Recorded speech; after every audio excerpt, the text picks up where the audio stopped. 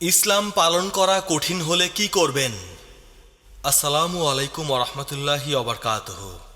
১, বেশি বেশি শয়তান থেকে আশ্রয় প্রার্থনা তথা আউযুবিল্লাহি মিনাশ শাইতানির রাজিম অর্থাৎ বিতাড়িত শয়তান থেকে আল্লাহর নিকট আশ্রয় প্রার্থনা করছি এবং ইস্তেগফার তথা আস্তাগফিরুল্লাহ অর্থাৎ আল্লাহর নিকট ক্ষমা প্রার্থনা করছি।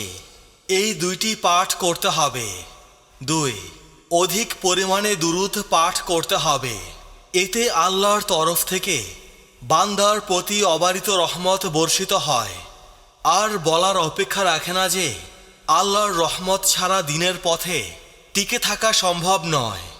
৩, নামাজে সেজদা অবস্থায়, বিশেষ করে ভোররাতে তাহাজ্জুদের নামাজের সেজদায় আল্লাহর নিকট কান্নাকাটি করা উচিত এবং আল্লাহর পথে টিকে থাকার জন্য সাহায্য প্রার্থনা করা উচিত। দোয়া মানুষের জীবনে অকল্পনীয় পরিবর্তন আনতে পারে। ৪, ফরজ নামাজ, রোজা ইত্যাদি ফরজ ইবাদতগুলোর বাইরে যে সকল নফল ইবাদত করা সহজ মনে হয় এবং যেসব ইবাদতে মানসিকভাবে বেশি তৃপ্তি লাভ হয় সেগুলো বেশি করে করা উচিত। ৫, অধিক পরিমাণে মহান রাব্বুল আলামিনের জিকির করা উচিত। জিকিরের মাধ্যমে মনের অশান্তি, অস্থিরতা এবং মানসিক সমস্যা বিদূরিত হয় এবং অন্তরে পরম প্রশান্তি ও পরিতৃপ্তি জাগ্রত হয়। ৬, ভালো আলেমদের ঈমান ও তাকওয়া বৃদ্ধি, তওবা, পাপের ভয়াবহতা, মৃত্যু, কবরের অবস্থা, আখিরাতের বিভীষিকাময় পরিস্থিতি ইত্যাদি বিষয়ে বক্তব্য শোনা উচিত এবং এ সকল বিষয়ে বই পুস্তক পাঠ করা উচিত।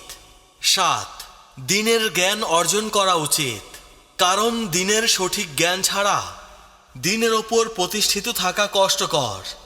জ্ঞানহীন আবেগ কখনো স্থায়ী হয় না। ৮, কোরআন তেলাওয়াত করার চেষ্টা করা উচিত। মনে রাখতে হবে তর্জমা ও তাফসির সহ পাঠ করা অধিক উপকারী। আর যদি সেটা সম্ভব না হয় তাহলে অন্তত পছন্দের কারীদের কোরআন তেলাওয়াত শুনতে পারেন।